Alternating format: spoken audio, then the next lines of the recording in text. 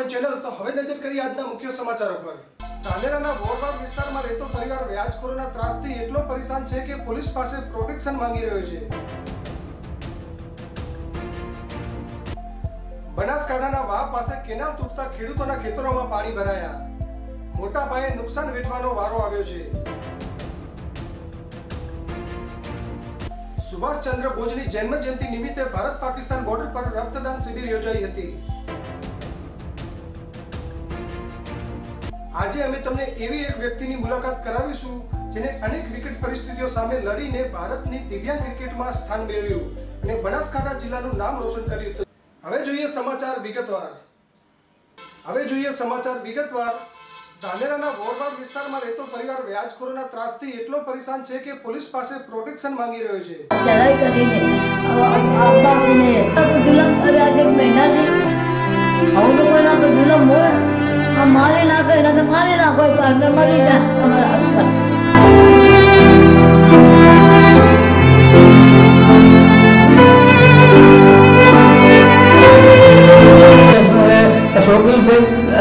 છોકરી ઉપાય લઈ જઈએ છીએ ઉનकी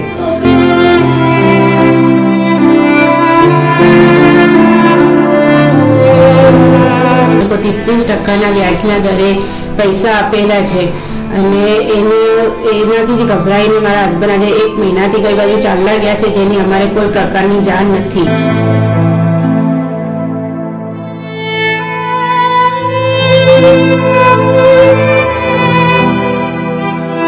હમણાં પણ પાછું અબ્બાસભાઈ આવીને ઉપરના માલી અમારે તાલાવાલા મારીને ગયા અને ધમકાવી કરીને ગયા, કહીને ગયા કે જો તમે પૈસા ઓછા નહીં આપો તો તમારી આ છોકરીને ઉપાડીને અમે લઈ જાશું અને મંગળવાર સુધી એમ કે તમારું ઘર ખાલી કરાવી દઈશું, પકડીને બહાર કાઢી દઈશું એમ કે।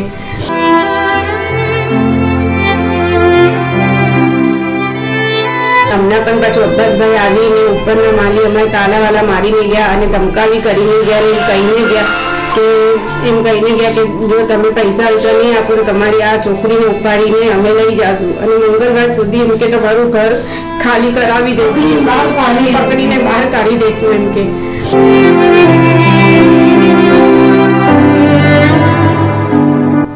મને તો FIR કરાવી જ છે।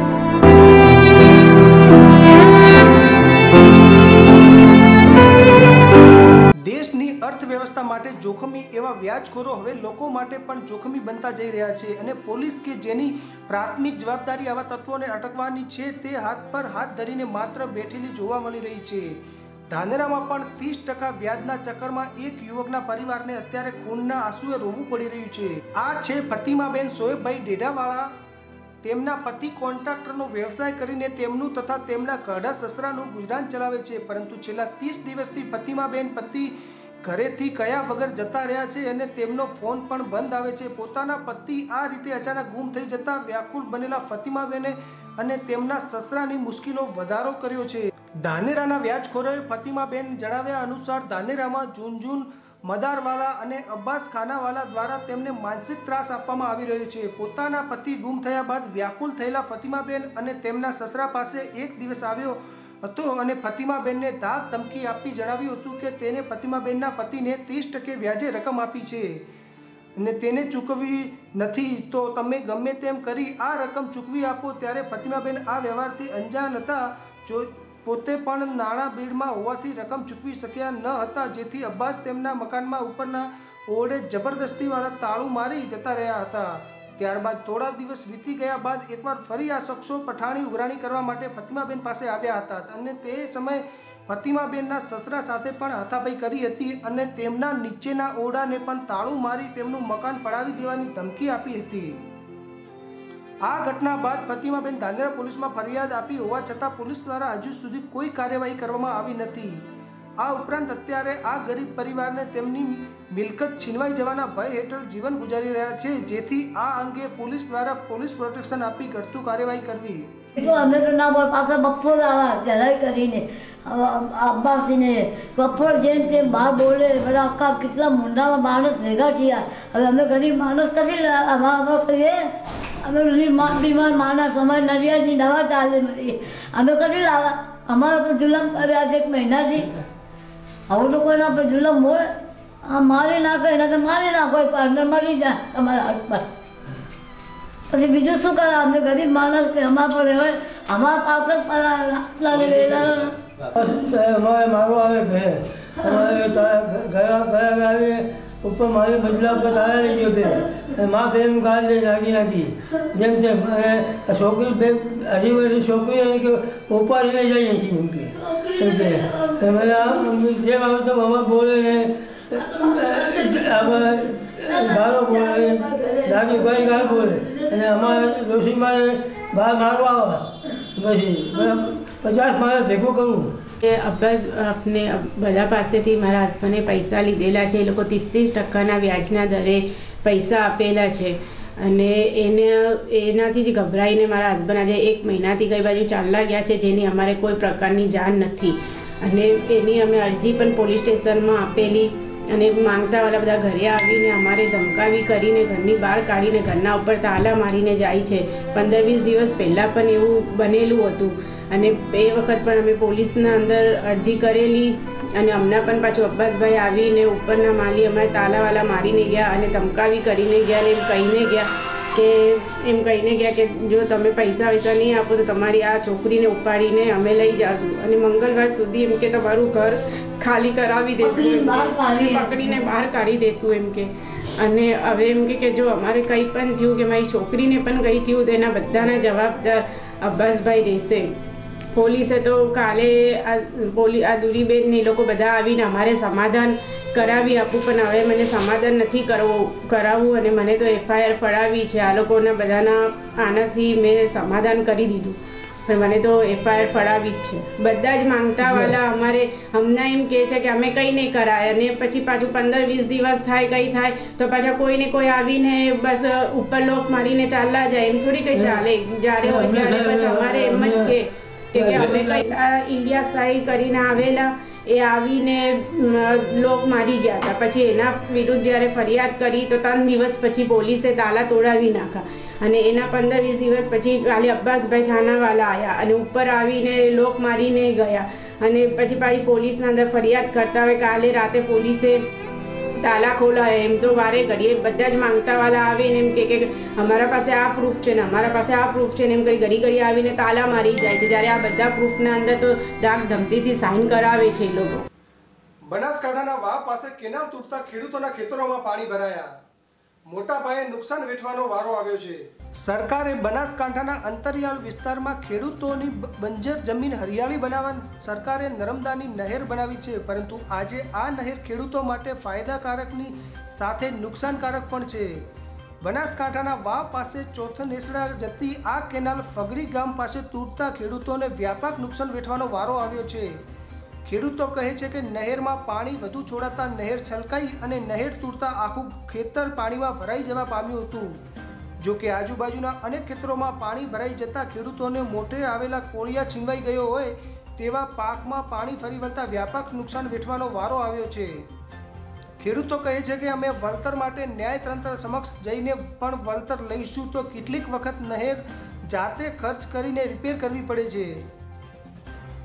નર્મદા નહેર ખેડૂતો માટે ક્યાં આશીર્વાદરૂપ છે તો ક્યાં ખેડૂતોને રોજ તૂટતી નહેરના કારણે આફતરૂપ પણ નીવડી રહી છે. બનાસકાંઠામાં નહેર તૂટવાનો સિલસિલો આજે પણ યથાવત છે. મારા ખેતરની અંદરથી ચોથનેસડા ડિસ્ટમ્બર કેનાલ નીકળેલી છે અને મારા ખેતરમાં અત્યારે લગભગ 12 એકરમાં જમીનમાં પાણી કેનાલ તૂટીને ભરાઈ ગયું અને મારા પાકને દાડમ, રાયડું, જીરાદેવ અને પવતને બધાને નુકસાન થયું છે અને મોટા ભાગે વારંવાર કેનાલ હોય તૂટે છે. અમે લેખિત અરજી કેનાલ વિભાગમાં આપેલી છે, રાતે રજૂઆત કરેલી છે, અધિકારીઓને બધાને વારંવાર કહેતા રહીએ છીએ. 2 વખત કેનાલ તૂટી છે. અમે અમારા ઘરના ખર્ચેથી બહુ કામ કરીને કેનાલનું કામ પૂરું કર્યું છે, તે છતાં અમારામાં 3જી વખતની કેનાલ તૂટી રહી છે અને મોટે પાયે અમને નુકસાન વધારે થઈ રહ્યું છે. અને આના માટે કોઈ કેનાલ વિભાગના અધિકારીઓ કોઈ વારંવાર સૂચના હાલતો કોઈ આનું કામકાજ આગળ વધારતા નથી કે અમને કોઈ જાણ કરતા નથી. પોણી દિવસે 2-2.5 ફૂટ ચાલતું હોય, રાતે 3 ને 4 વાગે એટલે કેનાલ ઓવરફ્લો જતી હોય. ગેટમેન છે એ લોકો પણ એવી રીતનું પાણી નોખે છે ને તો અમારે તાત્કાલિક કેનાલ કલાકમાં ભરાઈને ફૂટે આવા પ્રોબ્લેમ વધારી રહ્યું અને અમને ખૂબ વારંવાર તકલીફ રહે છે અને અમારા ખેતરને આ 3જી વખતનું પાકનું નુકસાન છે હવે અમે આ સાહેબોને અધિકારીઓને આ પત્રકાર મીડિયામાં અમે એવું કહેવા જણાવીએ છીએ કે મહેરબાની કરીને આ કેનાલનું કોમ વ્યવસ્થિત બાંધકામ કરે અને અમને ખેડૂતોનું જે અમારું નુકસાન છે એ નુકસાનની પાકની વળતર આલે એના માટે અમારે માગણીઓ છે. અને જો આ અમને કેનાલ વિભાગવાળા જો પૂરું પાકનું નુકસાન નહીં ભરપાઈ કરે તો અમે કડક કાયદો લઈને કોર્ટમાં કાયદાસરની કાર્યવાહી હાથ ધરાવવામાં અમે આવશું. એના માટે કરીને ખાસ અમારે વિનંતી છે કે મારી ખેતરની તપાસ કરે અને આ કેનાલનું કોમ બિલકુલ ખરાબ કામ કરેલું છે. અને વારંવાર જ કેનાલ આ ખાલી 2 ક્ષેત્રોમાં જ અમારા હરુપાભાઈને અને મારા ખેતરમાં જ તૂટે. અને આ લોકો જ્યારે ત્યારે એમને ફોન કરીને પૂછીએ કે પોણી ઓવરફ્લો છે તો અમને એવું જ કહે છે કે તમે ખેડૂતોને પોણી નથી મળવા દેતા. અમને ઉપરથી ધમકીઓ આલે અને ધમકી આપીને અમને બિયાડે એટલે અમે બિયાતા એમને ફોન કરીને ઘણી જાણ કરી શકતા નથી. અને અમારું આ મોટે પાયે નુકસાન છે. મહેરબાની કરીને કેનાલ વિભાગને અરજી કરવાની છે. અને આ લોકો અમારું પૂરેપૂરો ખર્ચ છે એ પૂરે 4 લાખ રૂપિયાનું નુકસાન છે આજ મારા ખેતરની અંદર. બાજુ આ વારંવાર પહેલાં 2 વર્ષ પહેલી અમારા કેનાલ તૂટી. એ કેનાલ તૂટી ગઈ અને સમય કરી પછી મેં મારી રીતે 50,000ને ખર્ચે બાંધી છે. અને એને જાણ કરી પ્રોતમાં પણ મેં અરજી આપેલી, પણ એ લોકો કોઈ સાંભળતા નથી. અને વારંવાર આ ત્રીજી વાર તૂટે છે આ ભાઈ. તે એ ભાઈને મહેરબાની કરી દુક્ષના કોઈ અધિકારીઓ મારી વાત સાંભળતા નથી. અને આ કોમનું આ કેનાલનું કોમ જ વીક કરેલું છે. તે કેનાલ વારંવાર તૂટે. અહીંયા જાણ કરેલી 2 વર્ષ પહેલાં અગાઉની જાણ કરેલ તે કહેવાય કે દબાય છે, ઓછી નીચી બાંધેલી છે. મારા બાંધો મેં 50,000ને ખર્ચે બાંધીને આ ગામને તમે પૂછતો તો એ કોઈ ધ્યાન દેતા નથી. એ લોકો અને વળતર કોઈ અમારે અમને આપી જ નથી. તદી આપી નહીં, આને અમે વળતર આલે પછી એ અમને બાંધવાની.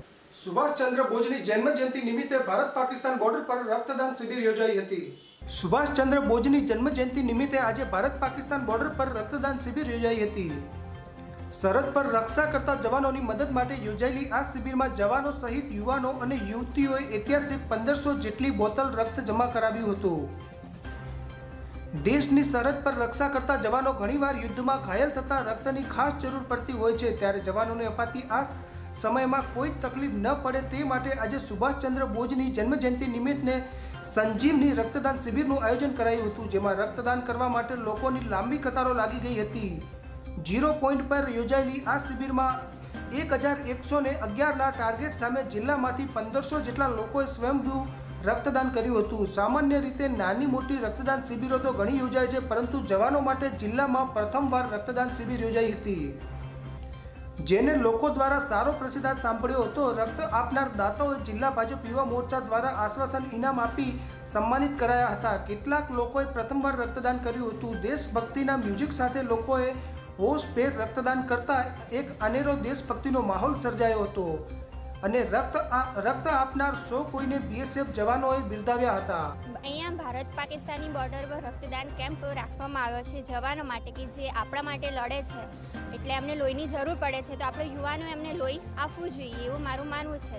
તો એટલા માટે અમે અહીંયા બ્લડ ડોનેટ કરવા માટે આવ્યા છીએ, કે જેમ યુવાનો દરેક પરિસ્થિતિમાં લડી શકે છે અને આપણે એમને બ્લડ આપવું જોઈએ. તો અમે અહીંયા બ્લડ ડોનેટ કરવા માટે આવ્યા છીએ. આની સુરક્ષા કરતા જવાનો માટે આજે 1111 બોટલના સામે બનાસકાંઠા જિલ્લાનો સૌથી મોટામાં મોટો કેમ્પ છે. 1500 યુવાનોએ રજીસ્ટ્રેશન કરાવ્યું છે અને આ યુવાનો પણ બ્લડ આપવા માટે છે બોર્ડર સુધી આવ્યા છે.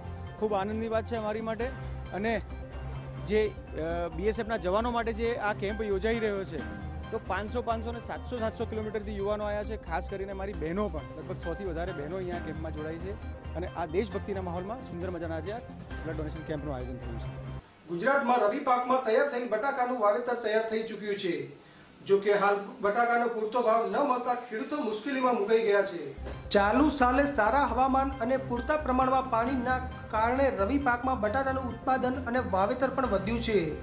વાત કરીએ બનાસકાંઠાની, તો બનાસકાંઠામાં ગત વર્ષ કરતાં બટાકાનું વાવેતર વધ્યું છે. ગત વર્ષે 66,000 હેક્ટરમાં વાવેતર હતું, જેમાં 12,000 વધતા ચાલુ સાલે 78,000 હેક્ટરમાં વાવેતર થવા પામ્યું છે. જોકે ગત વર્ષના ખાવાના બટાકા જે સ્ટોરેજમાં પડ્યા હતા તેનું વેચાણ ન થતાં ખેડૂતોએ એ જ બટાટાનું વાવેતર કરી દીધું છે. અને વરસાદ પણ સારું પડ્યા પિયત માટેની વ્યવસ્થા પણ વધી જવા પામી છે, જેના કારણે બટાટાનું વાવેતર સાથે ઉત્પાદન પણ વધ્યું છે. ત્યારે હાલ નવા બટાટાનું ખોદકામ શરૂ થઈ ચૂક્યું છે, પરંતુ હાલ માર્કેટમાં બટાકાનું પોષાત્મક ભાવ નથી, જેથી ખેડૂત મૂંઝવણમાં મુકાઈ જવા પામ્યો છે। છેલ્લા 4 વર્ષથી બટાકામાં નુકસાન કરતા ખેડૂતે આ વખતે નફાની આશા રાખી હતી, પરંતુ હાલ બટાકાના ભાવ ન મળતા ખેડૂતો મુશ્કેલીમાં મુકાઈ જવા પામ્યા છે। ખેડૂતો કહે છે, અમારી પાસે લાઇટ બિલ ભરવાના કે બેંકની લોન ભરવાના પૈસા નથી। જોકે ખેડૂતો સોનાના બટાકા નહીં પણ માત્ર મૂડી અને ઘર ખર્ચ નીકળે તેવા ભાવની આશા રાખી રહ્યા છે। વર્ષો અગાઉ સરકારે બટાકાને સોનાનું બનાવવાની વાત કરી હતી, ત્યારે હવે ખેડૂતો બટાકાને સોનાનું નહીં પણ સરકાર પાસે ટેકાના ભાવની આશા રાખી છે। છેલ્લા 4 વર્ષથી દેવાદાર ખેડૂતો અને વેપારીને ચાલુ સાલે પોષાત્મક ભાવ નહીં મળે અથવા સરકાર કંઈક નહીં વિચારે તો બટાકા પકવવા ખેડૂતો અને વેપારી આગબાદ કરે તો નવાઈ નહીં। નથી ગતું હાલ બટાકામાં મંદુ આવ્યું એકદમ ખેડૂતને છે દશિયા બાર આવું 4 વર્ષથી ખરી કર્યા મને બટાકામાં એકદમ મંદુ આવ્યું। સાહેબ કહેતા કે હોનાનો બટાકો કર્યો હોનાના ભાવથી કે વેચાણ કર્યું પણ હાલ ભાઈ હોનાના ભાવથી નહીં પણ હાલ તો માટીના ભાવથી થયા છે બટાકો અને ટેકાના ભાવ મળતા નથી। અમારે મગફળીમાં ફેલ જાય રાતું સમાસું અને બટાકામાં ફેલતા કોઈ ભાવ મળતા નથી। હાલ જે સરકારનું જેવું હોય માફ કરે બેંકનું તો ખેડૂતનું શું આવશે ને આવશે નહીં। ભિખારી ખીચનો છે અમને તો 4-5 વર્ષથી સરકાર ભાવ ટેકાના હાલે સરકાર તો ખેડૂત જીવીએ ને કે હવે છેલ્લા આજમાં કરવાની તૈયારી છે ટેકાના। અત્યારે બટાકામાં ખેતરમાં હાલ 80 થી 90 રૂપિયા ભાવ ચાલે છે। એમાંય પાછો કોઈ ખરીદવાવાળો વેપારી છે નહીં। જૂનું બટાકો એક્સચેન્જમાં મૂક્યું હતું એ પણ હાલ માર્કેટમાં ફેંકામ ફેંકા થઈ રહ્યું છે।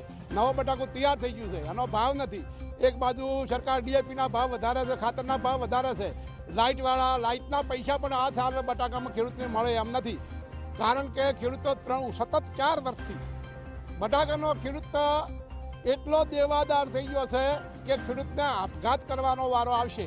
અમારે તો સરકારની વિનંતી કે બટાકાના ખેડૂતને હાલ બચાવવો હોય તો તાત્કાલિક ટેકાના ભાવ વધે, ટેકાના ભાવ વધી અને ખેડૂતને બચાવી લે। નકે અમારું બેંકનું દેવું સરકાર ભરી નાખે તો અમે આ બટાકાની ખેતી જ બંધ કરી નાખો। કારણ કે અમે કોઈ 3-4 વર્ષથી અમે એટલા દેવાદાર થઈ ગયા છે। કોઈ પણ જાતના વ્યાજમાં રૂપિયા લાઈ ખેતી ચાલુ રાખી છે, હજુ કોઈ મળતું નથી। આવું ને આવું મળશે તો આ ચાર તો ખેડૂતોને મરવાનો વારો આવશે। ધાનેરાના વોર્ડ નંબર 7માં આવેલ સુદામાપુરી સોસાયટી ખાતે આવનારી નગરપાલિકા ચૂંટણીને લઈ સોસાયટીના લોકો દ્વારા આમ બેઠક યોજાઈ। ધાનેરા શહેરના વોર્ડ નંબર 7માં આવેલ સુદામાપુરી સોસાયટી ખાતે આવનારી નગરપાલિકા ચૂંટણીને લઈ સોસાયટીના વડીલ બંધુઓ દ્વારા સોસાયટીના હિતને લઈ આમ બેઠક યોજાઈ હતી, જેમાં ભીખાભાઈ પુરોહિત, કિશોરભાઈ ઠક્કર, ચંપકલાલ જાની, પોપટભાઈ ખત્રી, દેવાભાઈ પ્રજાપતિ, મહેશભાઈ સહિતના આગેવાનો હાજર રહ્યા હતા અને સોસાયટીમાંથી ઉમેદવારી નોંધાવવા ઈચ્છતા સંભવિત ઉમેદવારોને લઈ ચર્ચા વિચારણા કરવામાં આવી હતી।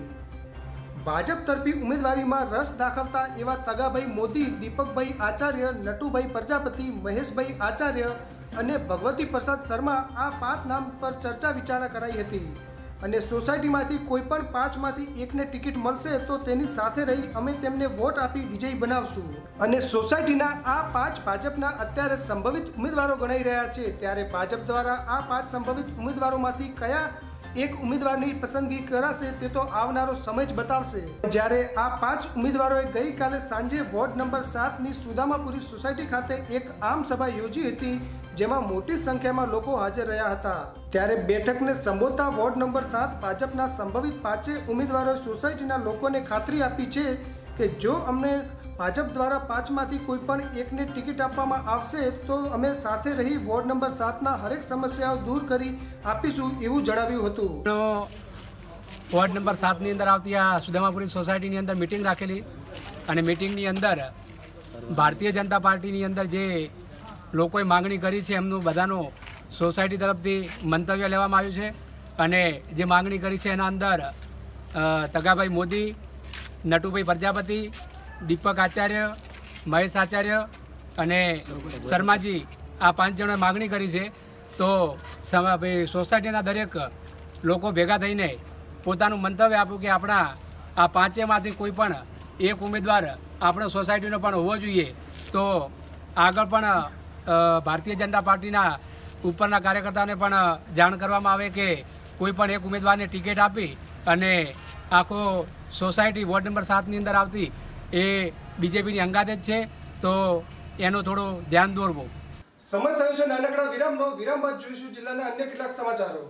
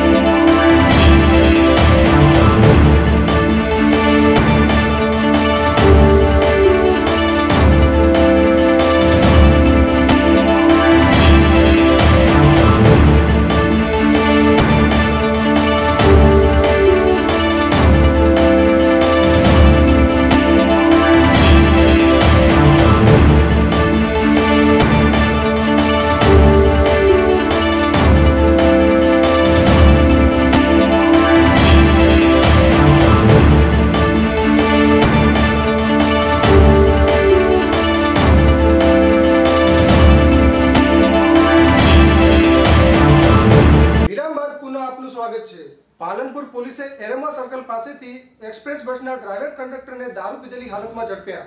પાલનપુર શહેરના હાઈવે 4 રસ્તા વિસ્તાર નજીકથી પશ્ચિમ પોલીસે રાજકોટથી અંબાજી જતી એક્સપ્રેસ બસના ડ્રાઈવર કંડક્ટરને દારૂ પીધેલી હાલતમાં ઝડપી લીધા હતા, જેમને સિવિલમાં મેડિકલ પણ કરાયું હતું. સોમવારે સાંજે પશ્ચિમ પોલીસ મથકનો સ્ટાફ પેટ્રોલિંગમાં હતો. તે દરમિયાન રાજકોટથી અંબાજી જતી એક્સપ્રેસ બસ નંબર GJ18Z0172 એરોમા સર્કલ નજીકથી રોંગ સાઈડમાં પાર્ક કરેલી હતી, જેથી PSI PJ જેઠવાએ તપાસ કરતા ડ્રાઈવર સુરેન્દ્રશ્રી, કંડક્ટર રામાભાઈ બંને દારૂ પીધેલી હાલતમાં લડથડિયા ખાતા અને બકવાસ કરતા જોવા મળ્યા હતા, જેથી પોલીસે બંનેની અટકાયત કરી પશ્ચિમ પોલીસ મથકે લાવી દીધા હતા. દરમિયાન પોલીસે બંને વિરુદ્ધ ગુનો નોંધી મેડિકલ પરીક્ષણ અર્થે પાલનપુર સિવિલમાં લઈ ગયા હતા. રોંગ સાઈડમાં બસ અંકારતા મુસાફરો નીચે ઉતરી ગયા હતા. રોંગ સાઈડમાં પાર્ક કરેલી અંબાજી રાજકોટ બસમાં જ્યારે પોલીસ સ્ટાફ પહોંચ્યો ત્યારે બસમાં એક પણ મુસાફર જોવા મળ્યો ન હતો. પાલનપુર એરોમા હાઈવે પર રોંગ સાઈડમાં બસ અંકારતા મુસાફરો નીચે ઉતરી ગયા હતા. પાલનપુરના લક્ષ્મીપુરા ગામના સ્થાપક ગણેશ ભારતી દાદાના મહામહોત્સવની આજે પૂર્ણાવતિ થઈ. પાલનપુરમાં લક્ષ્મીપુરા ગામમાં સ્થાપક ગણેશ ભારતી દાદાનો 21 થી 23 જાન્યુઆરી સુધી મહોત્સવ યોજાયો છે, જે અંતર્ગત સમગ્ર લક્ષ્મીપુરા ગામે રંગબેરંગી રોશનીઓ તથા ફૂલહારથી સજ્જ કરી દેવામાં આવ્યું છે. સોમવારે સવારે વસંત પંચમીના દિવસે લક્ષ્મીપુરા ગામમાંથી શોભાયાત્રા નીકળી હતી, જેમાં હજારો ગ્રામજનો ઉપસ્થિત રહ્યા હતા. આ શોભાયાત્રા આજુબાજુના વિસ્તારોમાં ફરી પરત લક્ષ્મીપુરા ગામે ફરી હતી. આ પ્રસંગે પધારેલ હજારો લોકો માટે ભોજન વ્યવસ્થા પણ કરવામાં આવી હતી. ઉપરાંત 3 દિવસ સુધી મંદિરના પ્રાંગણમાં મહાયજ્ઞનું આયોજન કરવામાં લોકો મોટી સંખ્યામાં દર્શનાર્થે આવ્યા હતા. આ પ્રસંગ અનુરૂપ આજે મહાયજ્ઞની પૂર્ણાહુતિ થશે અને રાત્રે મ્યુઝિક બીટ સાથે રાસ ગરબાનું આયોજન કરાશે. ડીસા તાલુકાના વડાવલ ગામમાં શ્રી વકવાડિયા ગોગા મહારાજનો યજ્ઞ થયો. ડીસા તાલુકાના વડાવલ ગામના લોઢા પરિવારના નેહડામાં વાકવાડિયા ગોગા મહારાજની સ્થાપના દિવસ મહાસુદ પાંચમ એટલે કે વસંત પંચમીના દિવસે સમગ્ર લોઢા પરિવાર દ્વારા કરવામાં આવી હતી. ત્યારથી દર વર્ષે વસંત પંચમીના દિવસે ગોગા મહારાજના ઉત્સવની ઉજવણી કરવામાં આવે છે. આ પ્રસંગે યજ્ઞનું આયોજન કરવામાં આવ્યું હતું, જેમાં સમગ્ર લોઢા પરિવારે ભાગ લઈ યજ્ઞનો લાભ લીધો હતો. વૈદિક વિધિ સાથે ભૂદેવો દ્વારા યજ્ઞ કરાવી ગોગા મહારાજની આરતી કરી ધજા ચડાવી હતી અને યજ્ઞની પૂર્ણાહુતિ બાદ દરેક ભક્તોએ પ્રસાદનો લાભ લીધો હતો. આજે અમે તમને એવી એક વ્યક્તિની મુલાકાત કરાવીશું જેને અનેક વિકટ પરિસ્થિતિઓ સામે લડીને ભારતની દિવ્યાંગ ક્રિકેટમાં સ્થાન મેળવ્યું અને બનાસકાંઠા જિલ્લાનું નામ રોશન કર્યું. તો જુઓ આ રિપોર્ટ. એક સાવ સામાન્ય દેખાતી એવી વ્હીલચેર બેસી ક્રિકેટ રમી રહેલા આ ક્રિકેટરનું નામ વિજયભાઈ ચૌધરી છે, જેઓ પોલિયોની બીમારીના લીધે બાળપણથી જ બંને પગની શક્તિ ગુમાવી ચૂક્યા હતા. શારીરિક વિકલાંગતા ધરાવતા હોવા છતાં વિજયભાઈએ પોતાની ક્રિકેટ રમવાની અદ્ભુત કાબેલિયતના બળે દિવ્યાંગ ક્રિકેટરોની ભારતીય ક્રિકેટ ટીમમાં સ્થાન પ્રાપ્ત કર્યું છે. તાજેતરમાં અમદાવાદ ખાતે યોજાયેલી દિવ્યાંગોની ક્રિકેટ ટુર્નામેન્ટમાં તેઓએ 129 અને 110 નોટઆઉટ રન નોંધાવ્યા. તેમને ભારતની દિવ્યાંગ ક્રિકેટ ટીમમાં પસંદ કરાયા છે, જેમાં પાલનપુર તાલુકાના ગાદલવાડા ગામના વિજયભાઈ સહિત ગુજરાતના અન્ય 3 યુવાનોની ભારતની દિવ્યાંગ ટીમમાં પસંદગી કરાઈ છે. તેમની આ સિદ્ધિ બદલ સામાજિક સંસ્થાઓ પણ તેમનું શાલ ઉડાડીને સન્માન કર્યું છે. વિજયભાઈને પોતાના જીવન નિર્વાહમાં અનેક પડકારનો સામનો કરવો પડ્યો છે. તેઓ ક્રિકેટ રમવામાં ખૂબ જ પ્રતિભા ધરાવતા હોવાથી નાની ઉંમરે જ ગામમાં મેદાનમાં સામાન્ય યુવાનો સાથે ક્રિકેટ રમવાનું શરૂ કર્યું હતું. સામાન્ય રીતે દિવ્યાંગોની ક્રિકેટ રમવા માટે સ્પોર્ટ્સ ચેરની જરૂર પડતી હોય છે, પરંતુ તેઓએ પોતાની આ સામાન્ય અને તૂટેલી વ્હીલચેર પર જ ભારતની ટીમમાં સ્થાન પ્રાપ્ત કરી લીધું છે. પરંતુ વિજયભાઈની આગળની સફર ઘણી જ આખરી અધરી છે, કેમ કે દિવ્યાંગોની ભારતીય ટીમમાં રમવા માટે સ્પોર્ટ્સ ચેર ખરીદવી જરૂરી છે, જે અંદાજિત 60,000ની આવતી હોય છે. વિજયભાઈના પિતાનું કહેવું છે કે અમારા જેવા ગરીબ ખેડૂતો માટે આટલી મોંઘી સ્પોર્ટ્સ ચેર ખરીદવાની મુશ્કેલી છે. જો કોઈ સહયોગ કરે તો વિજયભાઈ ખરા અર્થમાં પોતાની પ્રતિભા બતાવી શકે. વિજયભાઈની પ્રતિભાથી નવયુવાન ક્રિકેટરો પણ ખાસા પ્રભાવિત થયા. આંતર ડિસ્ટ્રિક્ટ સિઝન ક્રિકેટ રમતા ક્રિકેટરોનું માનવું છે કે અમે બાળપણથી જ વિજયભાઈની ક્રિકેટ પ્રત્યેની કલાથી વાકેફ છીએ. તેઓ અદ્ભુત પ્રતિભા ધરાવે છે. વિજયભાઈ આજે દિવ્યાંગ હોવા છતાં બનાસકાંઠાનું નામ રોશન કરવામાં સફળ રહ્યા છે. જો તેમને સ્પોન્સરોનો સાથ સહકાર મળે તો તેઓ ગુજરાત અને દેશનું આંતરરાષ્ટ્રીય લેવલે ચમકાવી શકે છે.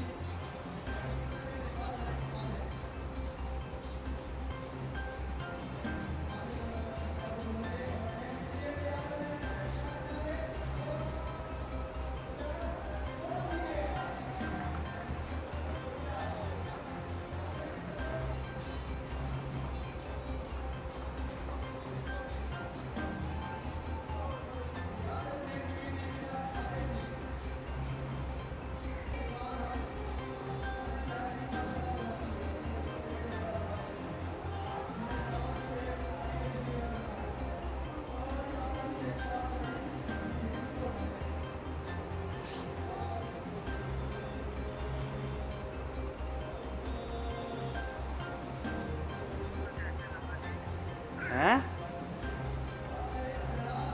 क्या कर एक मिनट आओ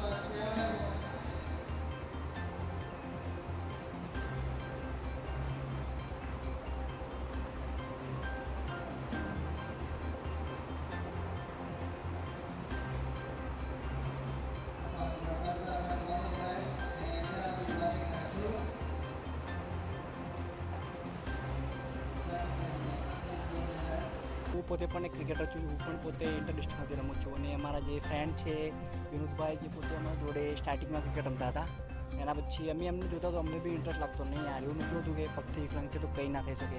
અમારા જોડે ઇન્ટરેસ્ટ તો એમને પણ જોડે બેટિંગ કરી અને પછી એમણે પોતે સ્ટ્રગલ કર્યું, વધારે મહેનત કરી અને સારા લેવલ પર રમ્યા છે. એવું નથી હોતું કે કોઈ વ્યક્તિ વિકલાંગ હોય તો કંઈ ના થઈ શકે. મનથી વિકલાંગ હોય છે, શરીરથી એમનું પોતાનું સ્ટ્રગલ, મહેનત અને સપોર્ટ જોડે પણ એ સારો લેવલ રમ્યા છે. મારા છોકરાને ક્રિકેટ રમવાનો બહુ શોખ છે. એ અગાઉ બી ક્રિકેટ રમવા જતો. આ વખતે એ ઇન્ડિયાની ટીમમાં એનો સમાવેશ થયો. પણ આ ટીમમાં એવું હોય છે કે અપંગ લોકો માટે, દિવ્યાંગો માટે જે વ્હીલચેર જોઈએ રમવા માટે, એ વ્હીલચેર અલગ આવતી હોય છે અને એ અલગને એનો ખર્ચો બહુ મોટા પ્રમાણમાં હોય છે. હવે એ મોટા પ્રમાણમાં અમારા જેવા ગરીબ ખેડૂતને આ ખર્ચાને અમે પહોંચી વળતા નથી હોતા. જો એને એવો સહકાર મળી રહેતો તો એ ઇન્ટરનેશનલ બી રમી શકે એટલી તાકાત ધરાવે છે, એમાં કોઈ શંકાનું પાત્ર નથી. સદવિચાર ફાઉન્ડેશન દ્વારા આજરોજ ગાદલવાડા ગામના વતની વિનોદભાઈએ જે વ્હીલચેર ઉપર ક્રિકેટ રમીને ગાદલવાડા ગામનું તેમજ બનાસકાંઠાનું આખું નામ રોશન કર્યું છે. વ્હીલચેર ઉપર ક્રિકેટ રમવી એ ખૂબ મોટી વાત કહેવાય. ત્યારે આજે આપણે જોઈએ છીએ કે આજની યુવા પેઢી માત્ર ટાઈમપાસ કરવા સિવાય કંઈ કરતી નથી. ત્યારે એક વિનોદભાઈની એક વ્યથા અમારી પાસે આવી ત્યારે તેમણે કહ્યું કે મારી પાસે એક વ્હીલચેર જે ક્રિકેટ માટે ખાસ રમવા માટે જોઈએ તે વ્હીલચેરની જરૂર હોય તે લાવી શકે નથી. તો કોઈ પણ દાતાએ જો આગળ આવીને આ વ્હીલચેર પૂરી પાડે તે ઈચ્છનીય છે. દરેક નોર્મલ વ્યક્તિ જે ક્રિકેટ રમે છે એવી રીતના જ અમારે એટલે કે એ રીતના જ અમારે આખું ક્રિકેટનું આયોજન હેન્ડીકેપ માટે હમણાં ટૂંક સમયમાં થયું. એની અંદર વ્હીલચેર ઉપર અમારા લોકોને દિવ્યાંગ વ્યક્તિઓ વ્હીલચેર ઉપર ક્રિકેટ રમવાની હોય છે.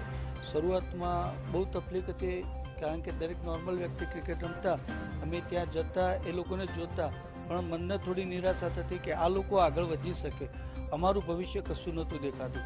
છતાં પણ અમારા ગામના અમારા મિત્રોએ એમનો ઘણા એવો સમય બગાડી અને એમની સાથે મને પ્રેક્ટિસ કરવા દીધી. એ બદલ ગામનો તથા એ મિત્રોનો ખૂબ આભાર માનું છું. અને મને પ્રેક્ટિસની અંદર એટલો મને ક્રિકેટમાં ઇન્ટરેસ્ટ થઈ ગયો કે અહીંયા ટૂંક સમયમાં અહીંયા મતલબ કે અમદાવાદની અંદર જે આયોજન થયું ત્યાં હું ગયો અને મારું પરફોર્મન્સ ત્યાં સારું દેખાયું કર્ણાવતી ક્લબની અંદર. અને ત્યાંથી મને ગુજરાતની અંદર રમવા બોલાયો બેંગ્લોરની અંદર. અને બેંગ્લોરની અંદર મેં અણનમ 119 રન કર્યા અને બીજી ઇનિંગ્સમાં 129 રન અણનમ હતો. ત્યાંથી પછી આગ્રાની અંદર સિલેક્શન થયું અને આગ્રાની અંદર વ્હીલચેર ઉપર જે સિલેક્શન થયું એની અંદર મારું સિલેક્શન ઇન્ડિયા ક્રિકેટ ટીમની અંદર થઈ ગયું છે. આગામી મને એવું છે કે હું દેશ માટે કંઈક કરું અને હેન્ડીકેપ દરેક વ્યક્તિને એવું બતાવવા માગું છું કે પગે ભલે અપંગ રહ્યા પરંતુ જ્યાં સુધી મનની શક્તિ અને તમારામાં વ્યવસ્થિત મજબૂત મનોબળ હશે તો તમે ગમે તેવી દુનિયાની તાકાતને પાછી કરી શકો છો. અને જે રીતના હું આ ક્રિકેટની અંદર આગળ વધ્યો એ કોઈ પણ ક્ષેત્રમાં ચાહે અભ્યાસ હોય, ક્રિકેટ હોય, રમતગમત હોય, પણ કોઈ પણ ક્ષેત્રમાં તમે ધારો તો તમારું મન મક્કમ કરી અને તમે આગળ વધી શકો છો. અને હું મારો પોતાનો ગોલ એ છે કે ઇન્ડિયાની અંદર સારો એવો પરફોર્મન્સ સાથે હું બીજા દેશની વિરુદ્ધ ક્રિકેટ રમું અને લોકો મને હોશે હોશે યાદ કરે. મારું હંમેશા આ રીતનું ટાર્ગેટ છે મારું. સમાચાર પૂર્ણ કરતા પહેલા ફરી નજર કરીએ આજના મુખ્ય સમાચારો પર. ધાનેરાના વોરવાડ વિસ્તારમાં રહેતો પરિવાર વ્યાજખોરોના ત્રાસથી એટલો પરેશાન છે કે પોલીસ પાસે પ્રોટેક્શન માંગી રહ્યો છે. બનાસકાંઠાના વાવ પાસે કેનાલ તૂટતા ખેડૂતોના ખેતરોમાં પાણી ભરાયા. મોટા પાયે નુકસાન વેઠવાનો વારો આવ્યો છે. સુભાષચંદ્ર બોઝની જન્મ જયંતિ નિમિત્તે ભારત પાકિસ્તાન બોર્ડર પર રક્તદાન શિબિર યોજાઈ હતી. આજે અમે તમને એવી એક વ્યક્તિની મુલાકાત કરાવીશું જેને અનેક વિકટ પરિસ્થિતિઓ સામે લડીને ભારતની દિવ્યાંગ ક્રિકેટમાં સ્થાન મેળવ્યું અને બનાસકાંઠા જિલ્લાનું નામ રોશન કર્યું. તો આ હતા આજના સમાચાર. આવતીકાલે ફરી મળીશું આ જ સમયે આ ચેનલ પર. જોતા રહો ન્યૂઝ પોઈન્ટ ચેનલ. નમસ્કાર.